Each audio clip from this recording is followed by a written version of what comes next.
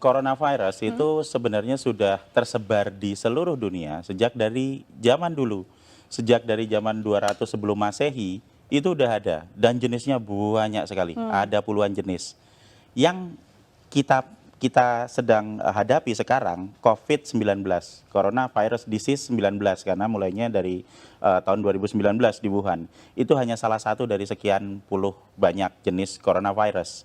Dan ini bukan hal yang asing lagi. Oke. Dan ini adalah virus yang sudah ada sejak dari dulu dan jika kita bisa tahu struktur virusnya, maka kita akan bisa tahu kelemahan dan kelebihannya.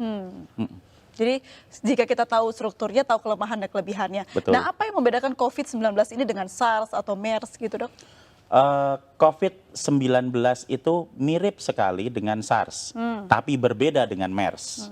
Perbedaannya adalah di reseptornya. Kalau misalnya COVID-19 dengan SARS, dia akan nempel di reseptor namanya ACE, Angiotensin Converter Enzyme 2 di manusia. Sementara yang satu lagi di DHP, Human Dipeptide Peptidase 4. Nah, dua-duanya ada di manusia. Dua-duanya ada di manusia. Cuma perbedaannya antara SARS dengan COVID-19 adalah di sebarannya. Oke. Jadi COVID-19 ini lebih cepat menempel ke reseptor yang ada di saluran pernapasan manusia, tapi dia tingkat fatality rate-nya lebih kecil daripada SARS. Jadi kalau SARS yang kena sebarannya tidak cepat, Ya. tapi pasiennya fatality rate-nya lebih tinggi, sementara yang COVID-19 fatality rate-nya itu rendah, tapi sebarannya cepat. Oke. Gitu. Tapi ini masuk dalam DNA influenza sebenarnya ya, Dok ya? DNA? Influenza. Oh beda Mbak, beda. Influenza itu beda. Influenza itu orthomyxovirus. Oke. Sama sekali berbeda Meskipun dengan gejalanya coronavirus. hampir mirip ya, Dok? Gejala hampir mirip. Baik. Ya. Dokter, tadi yang saya katakan, benarkah virus ini bisa bertahan di udara selama 3 jam? Asumsi bahwa dia bisa bertahan di udara dan ngambang-ngambang di mana-mana selama 3 jam itu sama sekali salah. Oke. Virus itu perlu media untuk bisa bertahan hidup ya. Karena virus itu tidak akan bisa memperbanyak diri di luar tubuh. Kalau masuk ke dalam tubuh, baru nanti bisa memperbanyak diri jadi banyak gitu. Kalau di luar dia tidak bisa, tapi dia perlu media. Nah medianya yang paling cocok buat virus COVID-19 itu apa? Adalah di droplet. Droplet itu butiran-butiran air yang keluar pada saat ada seseorang yang terinfeksi, kemudian dia bersin dan menyembur. Nah, berarti dia hanya bisa hidup di dropletnya itu. Oke. Dan droplet itu akan menyebar dalam jarak ya sebatas radius itu aja 1-1,5 meter. Kalau dia ada di 2 meter, ya dia tidak. Itu sebabnya konsep awal kenapa kita harus memberi jarak. Kenapa? Kontak dekat ya. Iya, supaya kalau misalnya ada yang sakit terus kemudian bersin tidak nular ke orang yang di dekatnya, kan Oke. gitu. Nah, yang lain lagi kalau kita mau supaya lebih aman lagi, nah yang sakit ya sebaiknya nggak usah Kemana-mana main-main ya? keluar, di rumah saja, terus minum vitamin, disehatkan, nanti kalau udah sembuh baru keluar. Kenapa? Oke. Supaya bisa meningkatkan kekebalannya di rumah dan juga tidak membahayakan orang lain. Baik. Ya. Soal penularan virus ini, itu apa saja yang bisa ditularkan dalam arti apakah kita ketika kena virus di tangan lalu memegang mata, hidung atau rambut begitu, Dok? Sekali lagi, virus selalu butuh media untuk bertahan hidup. Semakin dingin, semakin basah, makin gelap, dia bisa bertahan hidup semakin lama. Di droplet itu basah. Nah, kalau misalnya katakanlah saya ada di dekat sini, kemudian saya bersin misalnya, Oke. saya bersin. Nah, droplet yang ada di situ, kalau misalnya nanti kena di baju, nah dia akan bertahan juga di baju lama. Nempel. Iya, lah terus pas pada saat kita buka baju, terus nanti kena hidung kita, ya kan masuk ke dalam. Tapi seberapa lama dia bisa bertahan di situ tergantung kondisi lingkungan. Oke. Semakin terang, semakin kering, semakin panas, dia juga nggak akan bisa Nggak bertahan tahan hidup ya? lama. Jadi sebenarnya virus ini punya kelemahan banyak sekali. Jadi dia hanya bisa bertahan di droplet. Kalau misalnya ada yang bilang, misalnya kan kalau misalnya dia ditaruh di meja yang dingin gitu, bertahan 9 hari. Oke. Ada yang hoax penelitian seperti itu. Itu hoax ya, Dok? Menurut saya hoax. Kenapa? Nah, kalau dia hanya bisa bertahan di dalam droplet. Di dalam droplet itu kalau misalnya dia kondisinya tidak sesuai dengan dia dan terjadi penguapan, kan jadi kering, dia nggak bisa bertahan Jadi lama. droplet ini sesuatu yang cair begitu ya dok ya? Cair, iya, itu loh apa Lendir, tetesan, lendir ya? tetesan itu, Lendir, tetesan lendir atau cairan yang ada di situ. Dan kalau misalnya kita bersin di satu lokasi atau di meja misalnya, kemudian kita langsung dibersihkan dengan desinfektan, dibersihkan dengan sabun, dibersihkan dengan pembersih lantai atau apa, itu dilap gitu dalam waktu 3 menit sudah hancur. Jadi virus ini gampang hancur dengan pelarut lemak, dengan sabun, dengan deterjen dan macam-macam, termasuk kalau nempel di baju kita terus langsung masukin mesin cuci, itu virusnya hancur. Kelemahannya seperti itu. Nah, kelebihannya nyebarnya cepat. Jadi sebenarnya kita bisa tahu kelemahan dan kekuatan virusnya dengan jelas supaya kita bisa ngatasi. Kita harus tahu dulu kalau kita mau bertempur, kita kan harus tahu dulu musuhnya. Ya, Kalau siapa ya? kita tidak tahu musuh kita apa, yang terjadi apa? Kita cuma ketakutan aja. Iya. Oke. Wah, nanti kena, saya sekarang kena, besok mati, ya enggak lah. Kalau dari segi virusnya atau ya faktor dia bisa tumbuh begitu, apakah benda yang dia hinggapi begitu ya dok ya, itu mempengaruhi juga si virus ini bertahan hidup begitu, seperti di plastik berbeda dengan di kayu mungkin? Iya, semakin dingin dia bisa bertahan hidup semakin lama. Tapi permasalahannya di sini adalah bukan seberapa lama dia bisa ada di situ, seberapa ingin kita dia hidup. Oke. Seberapa kita ingin supaya virus itu tetap hidup. Kalau kita pengen virus itu cepat mati supaya nggak nular, ya kalau misalnya kita tahu mejanya kotor ya dibersihin aja. Iya. Disemprot dibersihin. Ada yang bersihin misalnya ya cepet-cepet disemprot dibersihin. Semakin kita diamkan paparan virus yang ada di situ ya dia akan bertahan semakin lama.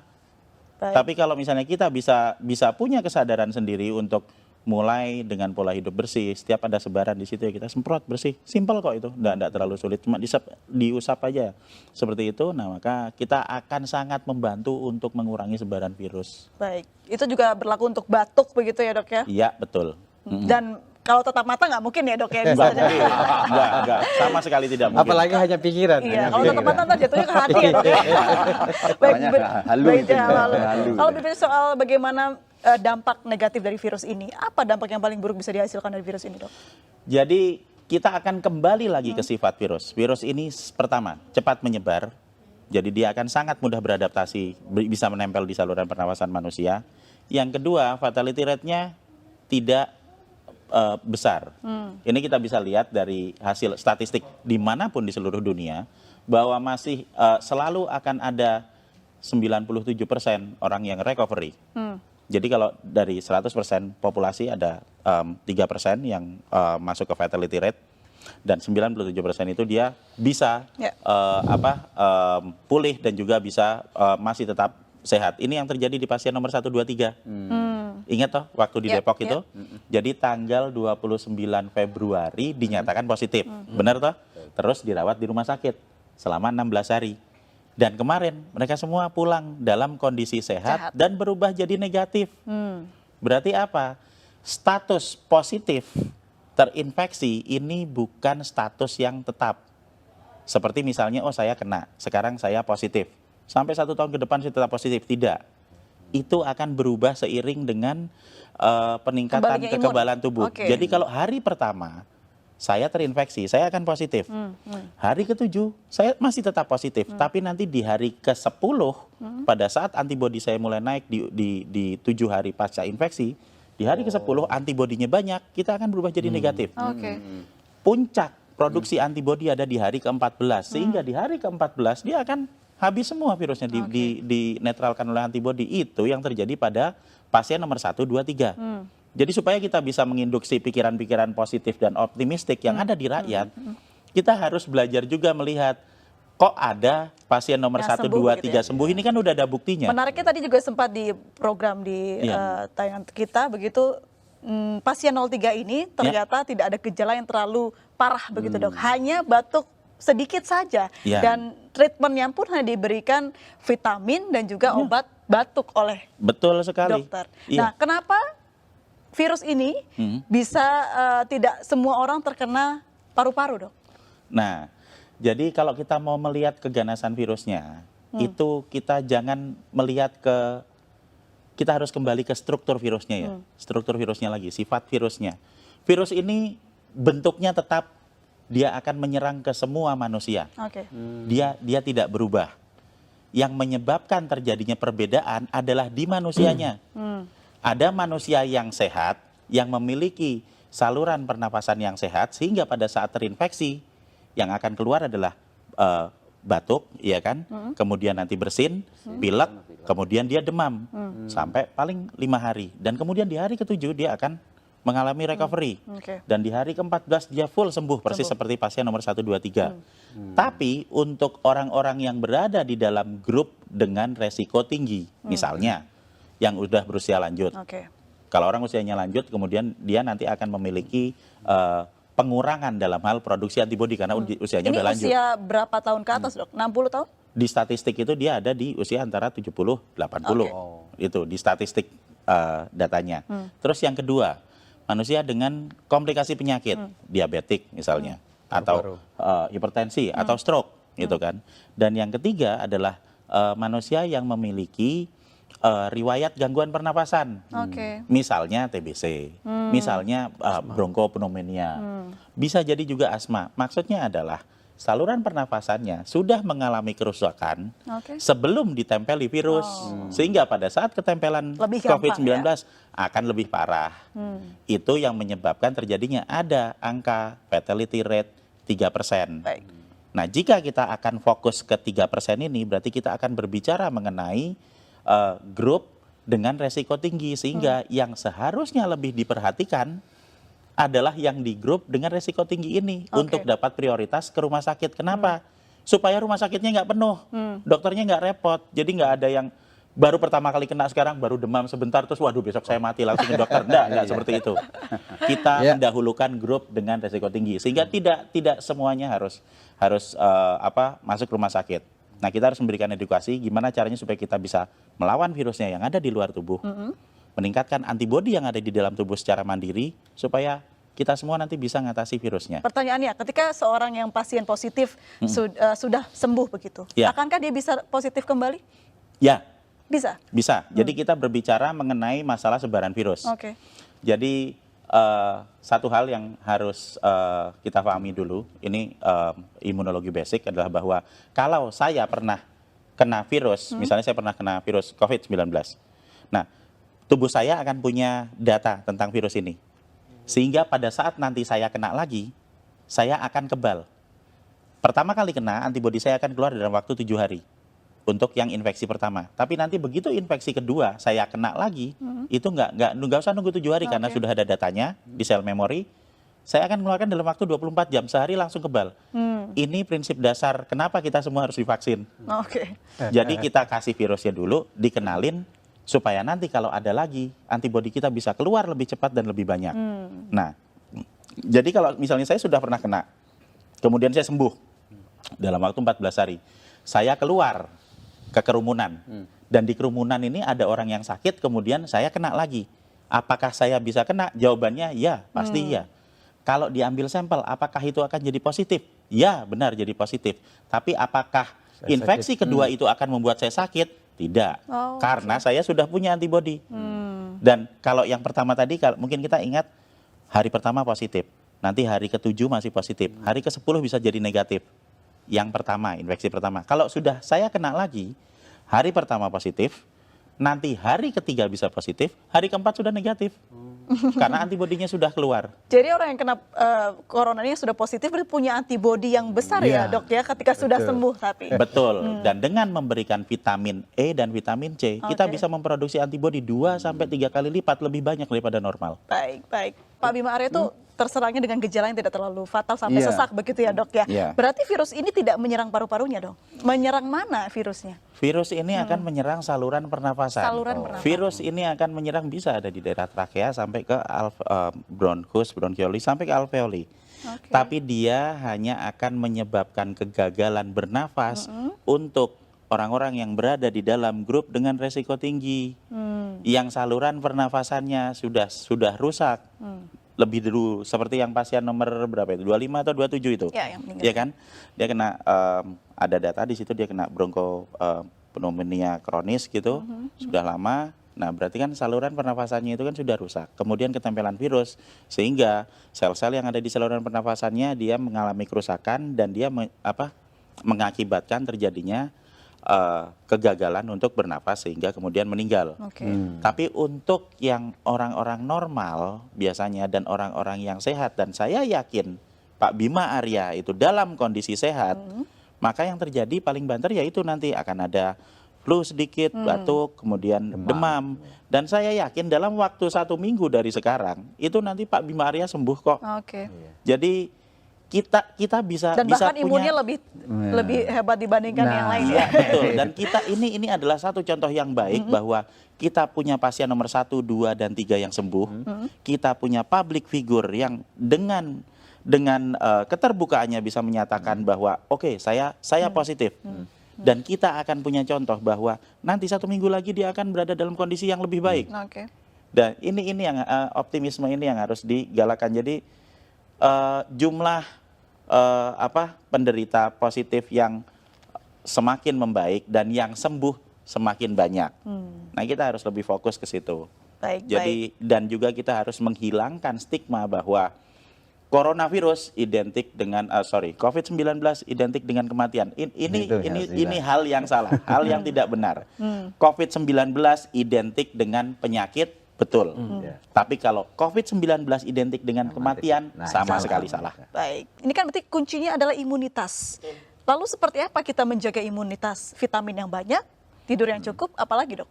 Jadi produksi antibodi yang normal itu akan bisa dicapai jika kita dalam kondisi yang fit. Berarti apa?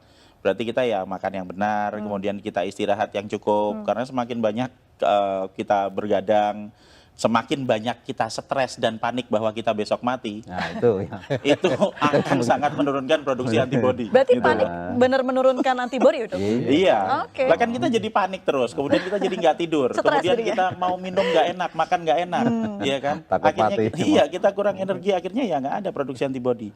Jadi sebenarnya dengan pola hidup yang sehat itu akan mampu membuat kita memproduksi antibodi secara normal. Dan pada saat ada dalam kondisi wabah, jika kita mengkonsumsi vitamin E dan vitamin C, Oke. kita akan memproduksi antibodi bisa 2-3 kali lipat dari produksi normal. Dan ini akan sangat-sangat membantu pada saat ada kondisi wabah virus. Dan yang paling utama lagi adalah, sekali lagi, panik dan stres itu tidak akan meningkatkan antibodi kita, atau menyebabkan virus yang ada di luar menjadi berkurang. Meningkatkan antibodi dengan berpikir positif, dengan memiliki ilmu pengetahuan yang cukup bahwa sebenarnya virus ini bisa kita hadapi, kemudian konsumsi vitamin dan pola hidup bersih. Oke. Membunuh virus di luar tubuh dengan pola hidup bersih, meningkatkan antibodi di dalam tubuh untuk mengatasi virusnya. Dan tanpa panik, tanpa stres. Tanpa panik, tanpa Karena vitaminnya panik nggak akan membawa perubahan apapun. Vitamin E-nya dari alam itu, Prof. Mungkin Apa Iya. saja, ya. Jadi kalau misalnya vitamin E atau vitamin C akan ada banyak di apotek. Mereknya apa? Ya terserah beli aja, di sana ada banyak. Kalau misalnya tidak ada, kita bisa menemui banyak vitamin E itu ada di kecambah atau tauge itu, Oke. brokoli. Kemudian ada di daun kelor, itu vitamin E-nya cukup banyak. Sementara vitamin C ya biasa ada di jeruk, ada di tomat, bahkan cabai itu vitamin C-nya cukup tinggi. Jadi jika kita bisa membeli yang dari apotek yang sudah diekstrak itu ya alhamdulillah. Kalau tidak bisa, apa yang ada di alam bisa kita pakai untuk meningkatkan kekebalan kita. Semua orang, semua penduduk bisa meningkatkan produksi antibodi dan semua orang berhak untuk hidup sehat.